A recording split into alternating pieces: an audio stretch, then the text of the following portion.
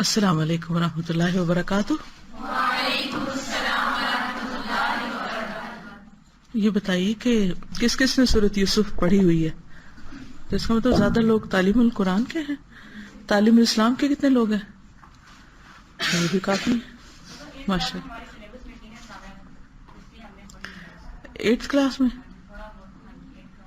اچھا اس میں ہے. کون سے گورنمنٹ سکولز میں؟ سب میں تھی. اور آپ اس کا ترجمہ بھی یاد کرتے تھے؟ اچھا گڈ. تو آپ کو فرق کیا محسوس ہوا جنہوں نے پڑھی ہے؟ کہانی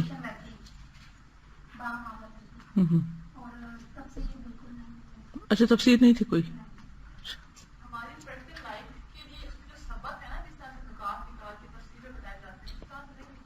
اوکے ٹھیک. تو آج آپ اداس ہیں؟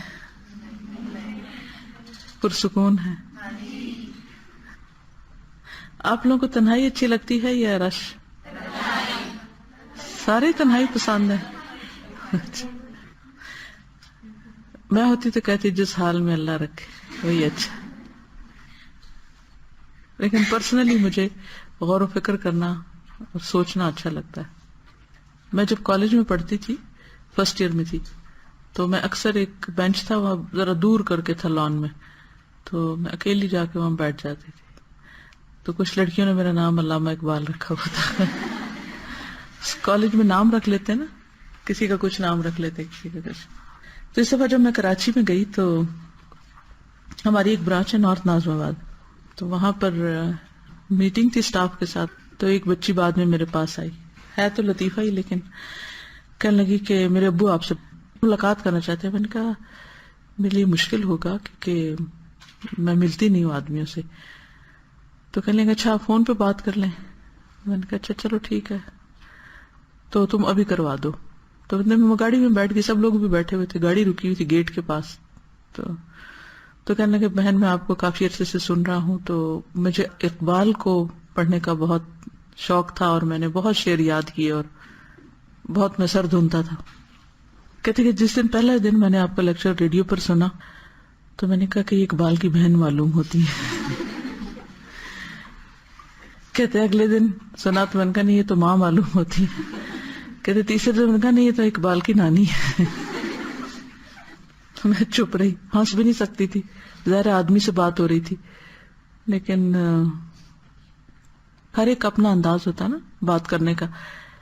تو کہتے ہیں کہ باتیں کہ اقبال نے بہت اچھی باتیں کی اور سوئی امت کو جگایا، لیکن ہمیں رستہ نہیں ملا کہ ہم نے کرنا کیا ہے. 60 سالوں میں بھی ہمیں کرنے کا کام نہیں پتہ چل رہا. تو آپ نے جو کہا نا پریکٹیکل لائف والی بات، تو کہتے کہ آپ کی ہر لیکچر سے جو چیز ہمیں ملتی تھی وہ یہ تھا کہ کرنا کیا ہے، عمل کیا کرنا ہے. تو چھوٹا سا بھی عمل انسان شروع کر دے وہ کہیں زیادہ وزنی ہے، کہیں زیادہ بھاری ہے باتوں سے.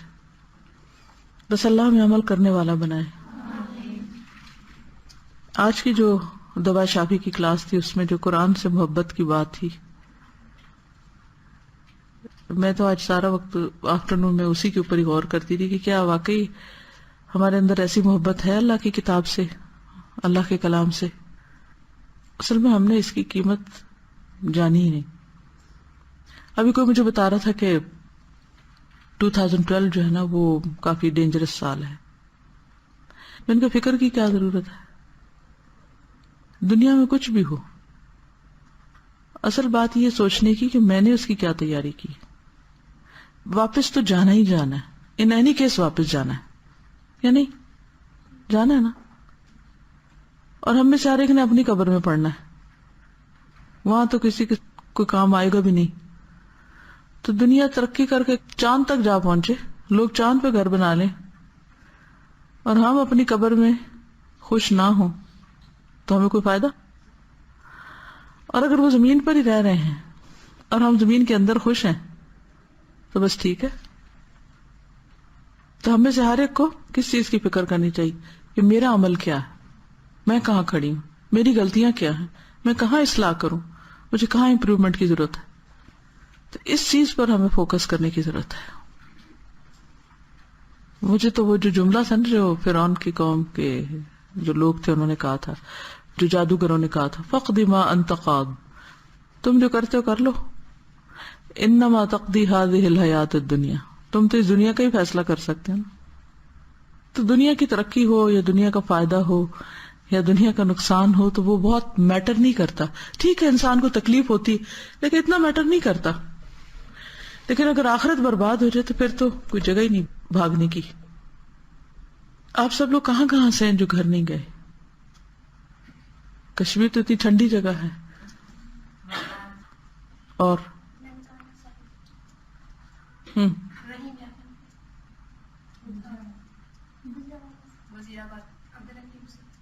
کتنے عرصے بعد گھر جاتے ہیں؟ Very good. کون سی عید؟ بڑی کی چھوٹی؟ بڑی عید کے بعد. میں جب خود پہلی دفعہ ہاسٹل میں گئی تھی تو پہلی دفعہ تو مجھے بہت رونا آیا تھا، اور میرا خیال ہے کہ 1-2 مہینے کے بعد میں آئی تھی گھر. اس کے بعد تو کافی عرصہ میں نہیں آتی تھی کیونکہ مجھے ٹائم ہی نہیں ہوتا تھا جانے کا. مجھے ہوتا تھا کہ جاؤں گی تو وقت ضائع ہوگا، آنے جانے میں وقت لگے گا. چلیے پڑھ لیتے ہیں کیونکہ باتیں تو ختم نہیں ہوگی. تو کل ہم نے کیا سوچا تھا کیا کریں گے؟ سوچنے والے چلے تو نہیں گئے چھٹی پہ؟ شہد کی مکھی پہ غور و فکر. ہاں تو مزید کیا سیکھا آپ نے شہد کی مکھی کا؟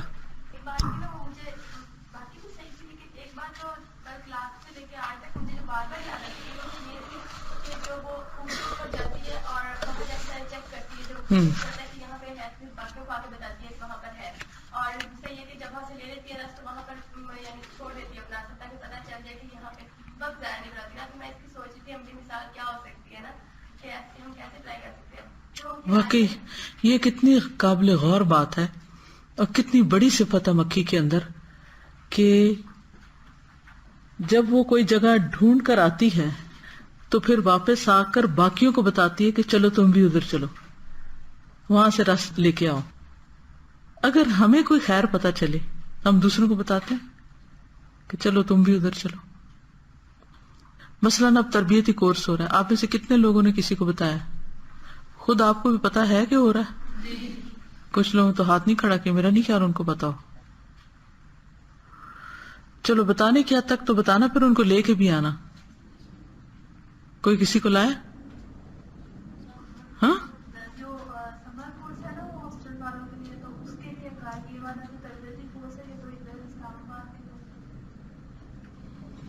اوکے. تو بہرحال ہم یہ بہت ہی زبردست کوالٹی ہے. آپ نے دیکھو گا کبے کو اگر ایک ہڈی نظر آ جائے نا تو کیا کرتا ہے؟ کتنا شور مچاتا ہے اور اٹھا کے اس کو پھینکتا ہے، دکھاتا ہے، پھر سارے آ جاتے ہیں.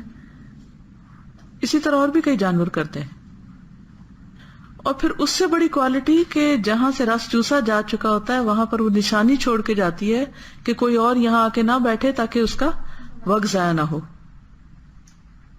کتنی بڑی کوالٹی ہے یہ، اور کتنی ترتیب ہے کہ یہ کام ہو چکا ہے، اس کو اب کوئی اور نہ چھیڑے، آگے چلے. اور کوئی چیز؟ مجھے جو شہد کی مکھی میں سب سے زیادہ بات پسند ہے وہ یہ ہے کہ ایک جگہ کے اندر جو 80,000 مکھیاں ہوتی وہ کام کرتی. میرا حق یہ تھا کہ میں مطلب کل تک میں نہیں ایڈجسٹ کر پا رہی تھی نا کہ ایک روم میں بیٹھتے ہیں. تو میرے آپ سارا دن یہ غور فکر کیا کہ ہمیں بھی ایڈجسٹ کرنا چاہیے، سیکھنا چاہیے مل جل کر. الحمدللہ اچھا دن گزرا. اصل میں سوچ بدلنے کی ضرورت ہوتی ہے نا. چیزیں وہی ہوتی، ماحول دنیا نہیں بدلتی، زیادہ خود کو بدلنا ہوتا ہے.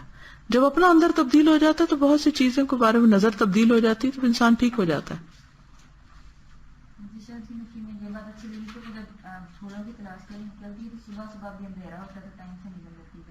صحیح، ارلی مارننگ نکلتی جیسے وہ ہیملٹن. اچھا آپ نے تو خیر ہیملٹن کا سنا نہیں. ہیملٹن ایک شخص تھا جو بالکل ان پڑھ تھا، ساؤتھ افریقہ کا، اور وہ پہاڑوں میں رہتا تھا، ننگے پاؤں پھرتا تھا، بکری کی کھال پہنتا تھا، کوئی اس کا خاص پیشہ نہیں تھا کچھ. تو جب وہاں اس علاقے میں کچھ نہیں تھا تو پھر وہ نوکری کی غرض سے شہر کی طرف آ گیا. وہاں ایک یونیورسٹی میں اس کو جاب مل گئی مالی کی گھاس کاٹنے کی, تو گھاس کاٹنے لگا. کھانے پینے کو کچھ زیادہ نہیں تھا, چنے چبا کے تو سو جاتا تھا وہیں زمین پہ, اور جو کچھ اس کو تنخواہ ملتی تھی وہ گھر بھیج دیتا تھا. تو وہ یونیورسٹی جو تھی وہ میڈیسن میں اس کا کافی نام تھا. تو بہرحال ایک پروفیسر تھا, اس نے یہ غور کیا کہ جب زرافہ سر جھکاتا ہے نیچے پانی پینے کے لیے تو بے ہوش نہیں ہوتا, کیا وجہ ہے؟ تو اس نے زرافے کا آپریشن کر کے دیکھنا چاہ کے اندر اس کا دماغ کیسے ہے. تو اس نے جب زرافے کو لٹایا اور اس کا آپریشن کرنے لگا تو اس نے سر ہلانا شروع کر دی. اب اس کو کوئی ایسا شخص چاہیے تھا کہ جو سر پکڑ کے رکھے. تو وہ کمرے سے باہر نکلا آپریشن تھیٹر سے, دیکھا سامنے ایک مالی گھاس کاٹ رہا, اس نے کہا ادھر آؤ. تو آ گیا, اس نے کہا ذرا یہ سر پکڑو اس کا. تو اس نے پکڑ لیا. اس نے ان کا میں نہیں پکڑتا, میں تو مالی میں ہی کیوں پکڑوں, میرا کام نہیں. خیر پکڑ لیا اس نے. 8 گھنٹے تک سر پکڑ کے کھڑا رہا. اس دوران اور ڈاکٹر جو تھے وہ کافی بریک لیتے رہے, آتے رہے جاتے رہے, لیکن وہ وہیں کھڑا رہا 8 گھنٹے. اب اس کا یہ معمول بن گیا. سرجن اس کو بلاتا 8 گھنٹے یا جتنا بھی وقت ہوتا وہ اس کو پکڑ کے رکھتا, اور وہ چپ کر کے غور سے سنتا رہتا, کیونکہ وہ تو ایک لفظ نہیں جانتا تھا. تو صرف غور سے دیکھتا رہتا کہ یہ ہو کیا رہا ہے. اور کافی عرصے تک ایسے ہی کام چلتا رہا, اور ہر 8 گھنٹے وہ سر پکڑ کے پھر چپکے سے نکلتا اور جا کے اپنا گھاس کاٹتا اور اپنی محنت مزدوری کر کے پھر اپنے کام سے جاتا. اور ہر روز صبح 3 بجے نکلتا, 14 میل پیدل سفر کر کے آتا, 6 بجے کام میں لگ جاتا. لوگ اس کو دیکھ کے اپنی گھڑیاں ٹھیک کرتے تھے. تو اس کو مالی سے انہوں نے لیب اسسٹنٹ بنا دیا. تو زرافے کے سر پکڑ کے کھڑا رہے. کچھ عرصے کے بعد اس نے دیکھ کے تو آپریشنز جن کے ہوتے تھے مریضوں وغیرہ کے, تو اس کو ٹانکے لگانے آگے, کیونکہ اس کی انگلیوں میں ہاتھوں میں صفائی بہت تھی. تو ایک دن میں 50 مریضوں کو ٹانکے لگاتا تھا. پھر اس کے بعد اس نے مزید غور و فکر کیا. تو اس دوران جگر ٹرانسپلانٹیشن کا جو شروع ہوا, تو اس نے اس دوران ایک ایسی رگ دیکھی, محسوس کی, یعنی صرف دیکھ کے, نام شام نہیں آتے تھے, لیکن دیکھ کے اس نے پتا کر لیا کہ جس کی وجہ سے وہ آپریشن کامیاب ہوا. اور اس کے بعد جتنی بھی ٹرانسپلانٹیشن ہوتی ہے جگر کی, اور جہاں کہیں بھی ہوتی ہے, کہتے ہیں کہ اسی کو ثواب جاتا ہوگا, کیونکہ سب سے پہلے اس نے اس کو ڈسکور کیا تھا. یہ کتنے انسانوں کی صحت اور زندگی بچانے کا ذریعہ بنا. پھر آہستہ آہستہ وہ اور ترقی کر گیا, پھر وہ خود سرجن بن گیا, پھر اور ترقی کر گیا, پھر وہ سرجنز کو ٹریننگ دینے لگا. 30,000 سرجنز کو اس نے ٹریننگ دی. پھر اس کو میڈیکل کا سب سے بڑا ایوارڈ دیا گیا. میڈیکل کا سب سے بڑا ایوارڈ دیا گیا اس کی اس ڈسکوری کے اوپر, جو اس نے کوئی رگ تلاش کی تھی, اور اس کے علاوہ بھی جو بھی اس نے کام کیے تھے. تو اب اسی یونیورسٹی کے سین میں وہ دفن ہے. جو بھی وہاں سے ڈگری لیتا ہے وہ پہلے اس کی قبر پہ جا کے فوٹو بناتا ہے, پھر وہ اپنے فیلڈ میں جاتا ہے, پھر کام شروع کرتا ہے. تو کس وجہ سے یہ اس کو ان پڑھ ہونے کے باوجود اتنا بڑا اعزاز کہاں سے ملا اور کیوں ملا؟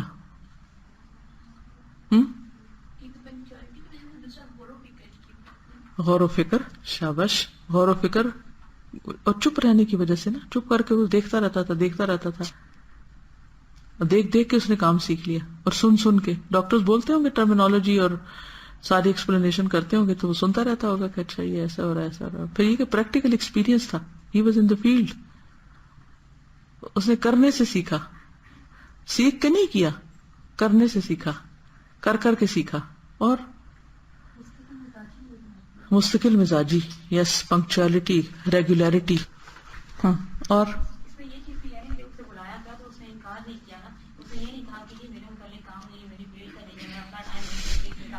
پھر بعد میں 8 گھنٹے ادھر کھڑا ہو کہ پھر گھاس کاٹو. ایک کام بتاؤ مجھے, 2 نہیں کر سکتا.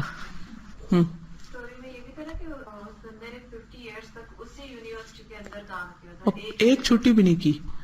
50 سال اس یونیورسٹی میں اس نے کام کیا, جس میں سے ایک دن بھی چھٹی نہیں کی. میں ان دونوں کا سن کے نا سوچ رہی تھی کہ جس طرح بیز ہے نا, وہ بھی اپنی کوئین کے حکم کی پیروی کرتے ہیں, اور جو آپ نے بتایا اس کے لیے بھی ہے کہ جیسے اس کو بلایا اس نے کوئی چونچنا نہیں کی، جا کے روٹین سے کھڑا ہو جاتا تھا وہاں پہ. جو بنا دیا بنتا گیا. تو یہ بھی ہے نا ایک کامیاب ہونے کا پوائنٹ ہے کہ آپ لوگ اپنے جو سینئر ہے یا ہمارے اوپر ایک جو ذمہ دار ہے اس کو ہم لوگ فالو کریں. کوئی بھی بات مانے، کسی کام کو آر نہ سمجھے، جو ملے کرنا شروع کرے، کیونکہ ہر چیز سے انسان سیکھتا ہے. اور محنت تو بڑی سخت تھی، محنت ہی تو تھی، محنت محنت محنت محنت. اسٹوری میں یہ بھی پتہ چلتا ہے اس نے فیسلٹیز کو ریکوائر نہیں کیا، وہ اپنے کام پہ فوکس تھا اور اس نے نہیں ریکوائر کیا کہ میں 8 آورس زیادہ لگا رہا ہوں تو میری اوور ٹائم دے. وہ گھنٹے نہیں گنتا تھا، ہم گھنٹے کا منٹ بھی گنتے ہیں. اور وقت ضائع نہیں کیا. بالکل. تو اب یہ آپ پر ہے کہ آپ کیا کرتے ہیں. زندگی تو گزر ہی جانی، جیسے بھی گزاریں گزر جائے گی، اس نے تو نہیں رکنا. لیکن ہم اپنے ساتھ کیا کر رہے ہیں. اور یاد رکھیں کہ صرف ڈیمانڈ کر کے کوئی قدر نہیں کرے گا آپ کی، کہ آپ قدر ڈیمانڈ کریں، آپ محبت ڈیمانڈ کریں، آپ عزت ڈیمانڈ کریں، میری لوگوں عزت کرو. ہاں، آپ ایسا کام کریں کہ لوگ کیا کریں، آپ کی عزت کریں، آپ سے محبت کریں، آپ کی قدر کریں. ٹھیک ہے. بسم اللہ الرحمن الرحیم. میانہ روی. حدیث میں آیا ہے کہ پیغمبر اسلام صلی اللہ علیہ وسلم نے فرمایا کہ وہ آدمی تنگ دست نہیں ہوگا جو اعتدال کا طریقہ اختیار کرے گا، کبھی غریب نہیں ہوگا. ما عال من اقتصد. اپنی آمدنی کے تقاضوں کو ملحوظ رکھتے ہوئے بقدر ضرورت خرچ کرنا اعتدال ہے. اس کو انڈر لائن کر لیں. اعتدال کیا ہے؟ اپنی آمدنی کے تقاضوں کو ملحوظ رکھتے ہوئے بقدر ضرورت خرچ کرنا. یعنی آمدنی آپ کی کتنی بھی ہو تو آپ خرچ کتنا کریں جو ضرورت کا ہے. اور جس آدمی کا حال یہ ہو کہ وہ اپنی آمدنی کی پرواہ کیے بغیر ہر چیز کے لیے خرچ کرتا رہے، خواہ وہ ضروری ہو یا غیر ضروری، تو ایسا شخص بے اعتدالی کے ساتھ خرچ کرنے والا انسان ہے. جو آدمی خرچ کے معاملے میں اعتدال کی روش اختیار کرے وہ ہمیشہ خوشحال رہے گا، اور جو آدمی بے اعتدالی میں مبتلا ہو جائے اس کو کوئی چیز تنگ دستی اور محتاجی سے بچانے والی نہیں، وہ غریب ہی رہے گا. اس اصول کا تعلق صرف مالیاتی معنوں میں آمد و خرچ سے نہیں بلکہ وہ زندگی کے تمام معاملات سے تعلق رکھتا ہے.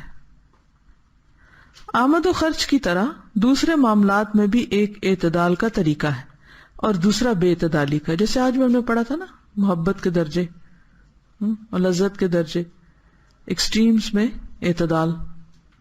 اس دنیا میں کامیابی صرف اس کو ملتی ہے جو بے اعتدالی سے بچتے ہوئے اعتدال کی روش اختیار کرے. ہر چیز میں ماڈریشن. کسی سے آپ کی دوستی ہو تو ضروری ہے کہ آپ دوستی کو اعتدال کے دائرے میں رکھیں. اگر آپ نے اس کا لحاظ نہیں کیا تو عین ممکن ہے کہ آپ کی دوستی آخر کار پشیمانی کا سبب بن جائے.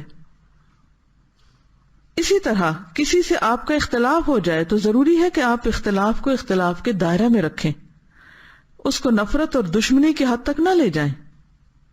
اختلاف اگر اختلاف کے دائرے میں ہو تو وہ کسی وقت ختم ہو سکتا ہے، لیکن جب وہ بڑھ کر نفرت اور دشمنی بن جائے تو اس وقت اس کا ختم ہونا انتہائی حد تک دشوار ہو جاتا ہے، بہت مشکل ہو جاتا ہے. ہر آدمی کو اپنی زندگی کی تعمیر کے لیے جد و جہد کرنا پڑتا ہے. زندگی بنانے کے لیے ہر ایک کو بھاگ دوڑ کرنی پڑتی ہے. اس معاملے میں بھی ضروری ہے کہ آدمی اعتدال کا انداز اختیار کرے. وہ جب بھی کوئی اقدام کرے تو احتیاط کے ساتھ اقدام کرے. وہ جب بھی کوئی منصوبہ بنائے تو خواہش کی بجائے حقیقت پسندی کی رہنمائی میں بنائے. صرف یہ نہ سوچے کہ میرا دل چاہتا ہے تو میں ایسے کر لوں. وہ جلد نتیجہ دیکھنے کی کوشش نہ کرے. This is very important, underline this. پتا ہم کیوں فرسٹریٹ ہوتے ہیں؟ ہم جلدی نتیجہ چاہتے ہیں، جلدی سے سب کچھ ٹھیک ہو جائے. اپنے بارے میں بھی فرسٹریشن کا شکار ہو جاتے ہیں. ہم کہتے ہیں اتنا پڑھ لیا، عمل ہم کیوں نہیں کرتے؟ تو کیا اس طرح عمل ہو جائے گا؟ نہیں. فلاں نے تو اتنا کچھ پڑھ لیا، ابھی تک وہ یہ کیوں کرتا ہے، فلاں ایسا کیوں کرتا ہے. یہ چیزیں عام طور پہ ہم سوچتے ہیں. لیکن بات یہ ہے کہ جلدی نہیں، بلکہ تدریج کے اصول کے مطابق اپنے کام کو آگے بڑھائے. اعتدال کا طریقہ کامیابی کا طریقہ ہے اور بے اعتدالی کا طریقہ ناکامی کا طریقہ ہے. کیا سمجھ آیا آپ کو؟ بات کی ہے نا آمدنی کا، آئی تھنک اس کے اندر ایک یہ اس کے نتیجے میں کیا ہوتا ہے کہ ہم لوگ جب اعتدال سے خرچ نہ کرتے تو جب ہمارے پاکٹ منی ختم ہو جاتی ہے تو پھر اگلا اسٹیپ ہمارا کیا ہوتا ہے؟ دوسروں سے مانگتے ہیں، دوسروں سے مانگنا اور پھر چوری اور پھر وہ سارا جو کرتی ہے نا، پھر سے جب اپنے پاس ختم ہو جاتا ہے پھر اگلے سے مانگنا ہے، جب مانگنے میں پھر ہیزیٹیٹ کرتے ہیں تو پھر اگلا اسٹیپ چوری ہوتا ہے. صحیح، تو اس لیے یہ اعتدال بہت امپورٹنٹ ہے ہر چیز میں. بالکل. اور دوسری بات جو انہوں نے پاکٹ منی کی بات کی ہے نا، تو جب پاکٹ منی ہماری ختم ہو جاتی ہے، ہم جب دوسرے کسی سے ادھار لیتے ہیں تو جب نیکسٹ منتھ ہماری پاکٹ تو ادھار میں پہلے خرچ ہو جاتی ہے، ختم ہو جاتی ہے. پھر وہیں کھڑے ہوتے ہیں. اور ہاں جی، مطلب جب بھی میں اس لفظ کو سنتی تھی نا تو میں سمجھتی تھی کہ میانہ روی کا مطلب ہے کہ اپنے پیسے کیسے یوٹیلائز کریں. لیکن جیسے کہ انہوں نے بتایا کہ آپ کے جو ریلیشن ہے اس میں بھی آپ اعتدال کریں، آپ کی جو فرینڈشپس ہیں. اب ہم یہ سمجھتے ہیں کہ اچھا میری فرینڈ ہے، اس کے ساتھ ہم جو کچھ بھی کر رہے ہیں ہاں، انسانیت کے لیے کر رہے ہیں، وہ میری دوست ہے. کسی بھی اور پروفیشن میں تو ہم کتنی انسانیت کے رشتے سے کر رہے ہیں، تو ہم اس بات کو ایک اعتدال کے راستے سے ہٹ جاتے ہیں، ایک ایکسٹریم پہ چلے جاتے ہیں. بالکل ٹھیک، تو زندگی کے ہر ایسپیکٹ میں جو نا ایک ماڈریشن کی جو بات ہے نا بہت ضروری ہے. بالکل، تبھی بیلنس رہتا ہے نا. جب بیلنس رہتا ہے پھر انسان اچھی طرح کام کر سکتا ہے.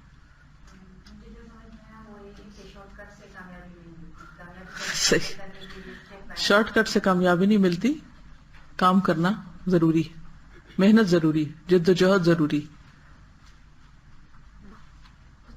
سمجھتے نا کہ جس طرح ناجائز چیزوں پہ لگانا چاہے نا وہ صرف بے اعتدالی ہے، لیکن جائز چیزوں پہ بھی آپ حد سے زیادہ اگر کر رہے ہیں وہ بالکل صحیح ہے. بہت اچھی بات کی انہوں نے. اس صرف ناجائز چیزوں پہ آنا ہی بے اعتدالی نہیں، جائز چیزوں میں بھی حد سے بڑھ جانا بے اعتدالی. ٹھیک ہے.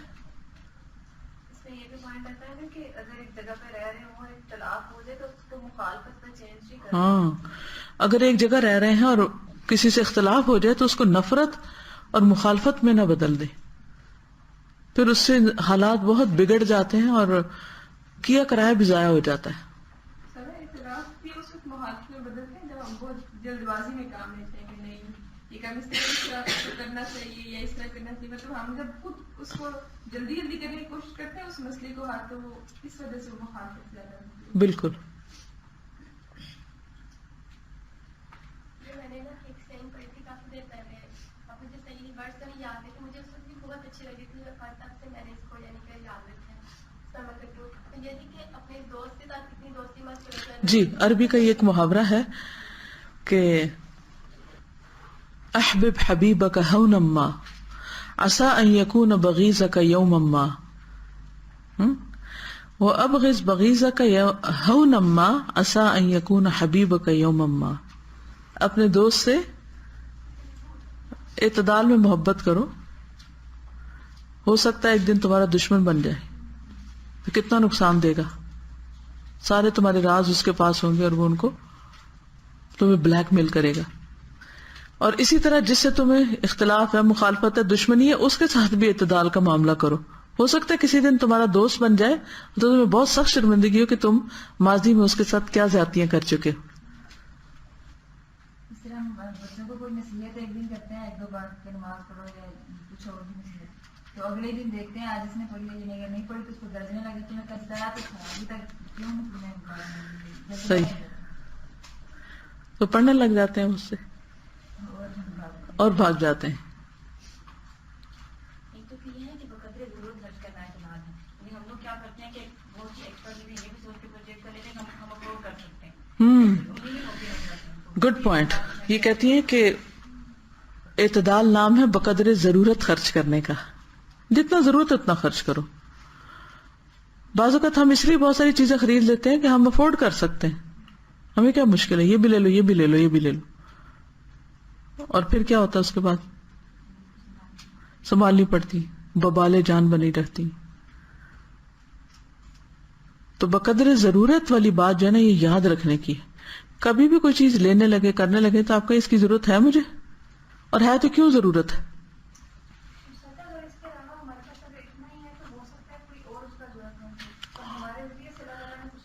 بالکل وہ ہم سے زیادہ ضرورت مند ہو. کوشچن کر سکتی ہوں. جس سے ہم شرارتی ہوتے ہیں تو میں اتنی زیادہ مطلب اچھی لگتی ہے، لیکن اس ٹائم ان کی ضرورت نہیں ہوتی اس لیے تو وہ ہم وہ اگر خریدتے ہیں زیادہ صحیح سے لے لیتے ہیں، اس ٹائم میں نہیں ضرورت، تو یہ بھی ہاں جب وہ لائبریری سے لے کے پڑھ لیں. چلیے ٹھیک ہے، آج کے لیے اتنا ہی کافی ہے. اب کلاس بھی بقدر ضرورت ہونی چاہیے، حد سے زیادہ نہیں ہونا چاہیے. ہاں کل کے لیے ہوم ورک چھٹی ہے نا.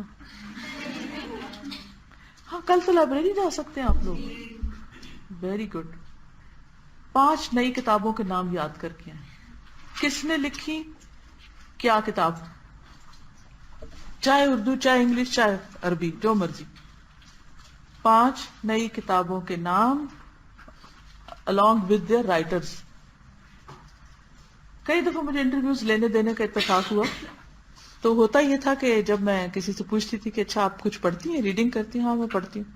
کیا پڑھتی ہیں؟ اسلامی کتابیں پڑھتی ہوں. کس کی پڑھتی ہیں؟ ڈاکٹر اسرار کی پڑھتی ہوں. میں نے کہا کون سی، کوئی نام بتائیں. وہ اصل میں کافی دن ہو گیا تو نام نہیں یاد. تو آپ کو پتا ہے کہ کہیں آپ میں سے تو نہیں کسی سے میں نے پوچھا تھا اور یہ کہا آپ نے. بہرحال تو ایسے اکثر ہوتا ہے کہ ہم کتاب پوری پڑھ لیتے ہیں، نام نہیں پتا ہوتا. بندے سے گھنٹہ بات کرتے ہیں، نہیں پتا تھا کس سے بات کر رہے ہیں، نام نہیں پوچھتے. کتاب پر پڑھ لی تو یہ نہیں پتا تھا لکھی کس نے. تو یہ بیسک ریکوائرمنٹس ہوتی ہیں علم کی دنیا کی کہ ریفرنس کے لیے کتاب، نام، آتھر ان کا معلوم ہو. ٹھیک ہے. میرا یہ شغل ہوتا تھا لائبریری میں. آج تو آپ نے پوچھے نہیں میرا کوئی پرسنل واقعہ. گلاسکو یونیورسٹی کی میں 8th فلور پر بیٹھتی تھی، 8ویں فلور پر. اس کا مطلب سارے نیچے کے فلور بھرے ہوتے تھے. کس سے؟